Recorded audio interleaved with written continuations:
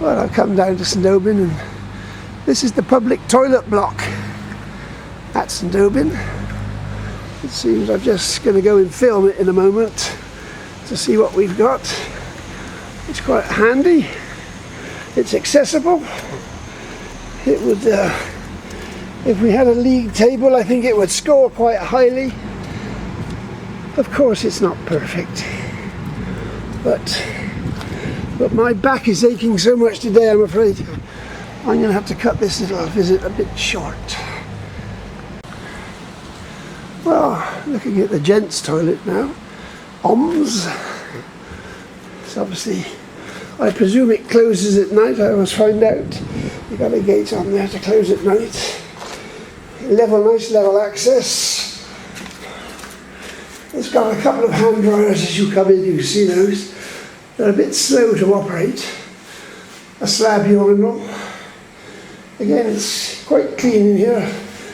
Again, as I comment all the time, I wish they wouldn't put tiles on the floor, because you've got all the joints between the tiles which harbour germs, and they're okay when they're made fresh. Now they've got three WCs. None of them are suitable for ambient disabled. The doors open inwards, which is a bit unfortunate. They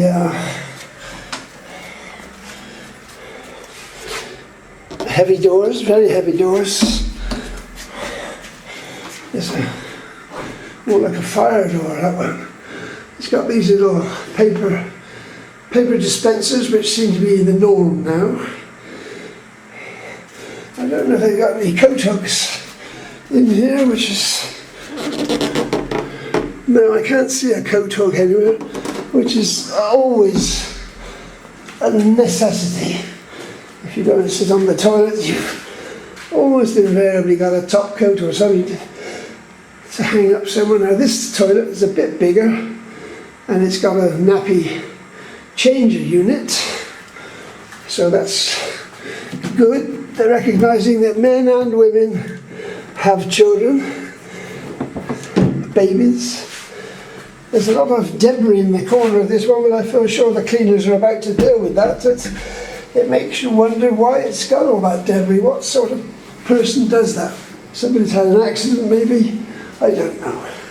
But okay, it's reasonably good. So,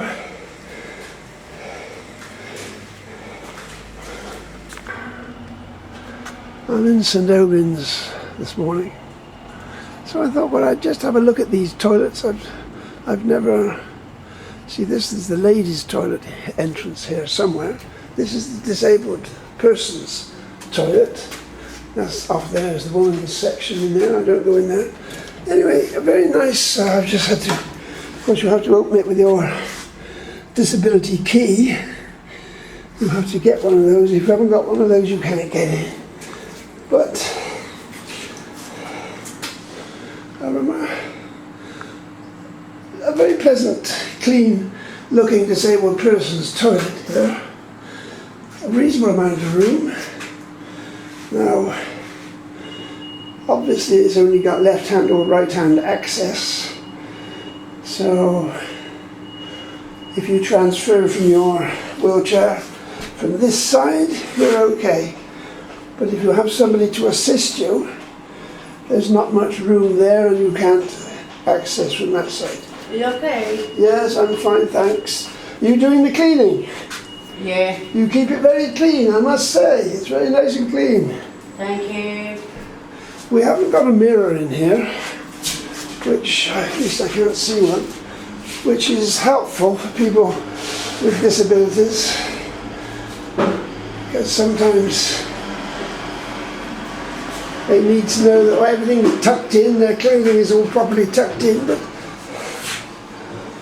no, I've just bumped into the cleaner. She's come to do the cleaning, so that's very clean. I'm going to have a look at the gents now. To use them from time to time. Whilst I'm in St Bernard's, I've been trawling around the island looking at toilets, Everybody uses the toilet. There's nothing to be embarrassed about toilets, but they're not high on the agenda for lots of people. Now here I've inspected them, they're nice and clean. You've got a good disabled person's toilet. It's not actually to the highest design spec. It could do with some improvements.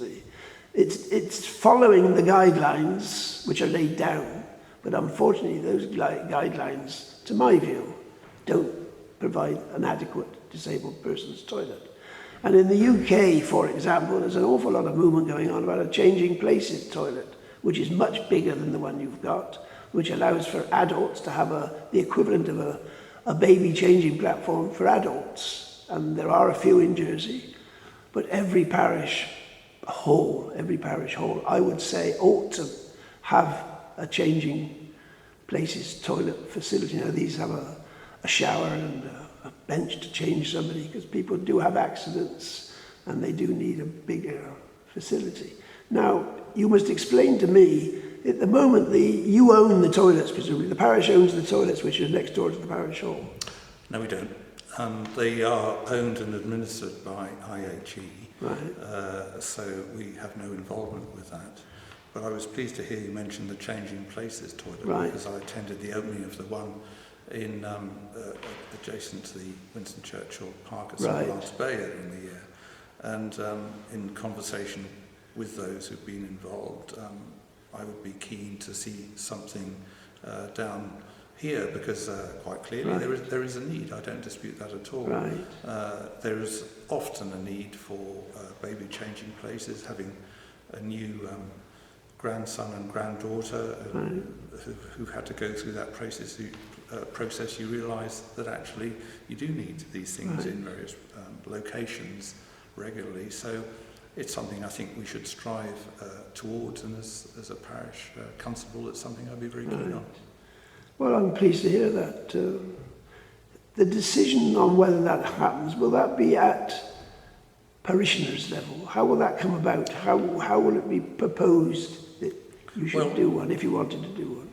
The bulk of the land surrounding the parish hall is publicly owned, which means it's administered by the Property Holdings Division of Government. So I suspect it would be for local residents, through me, through the parish, to make the suggestion to that department for them to put budget in place to build such a facility. They may look at the existing one and say, well, can we convert that to incorporate all? Of course, some years ago, they lost half of it by giving it over to a cafe. You could argue that probably wasn't a sensible decision, but that's what we have at the moment. I don't know what the lease arrangements are, but given there are lots of other cafes around here, maybe that it could be extended. But the architects would soon tell us whether that's feasible or not.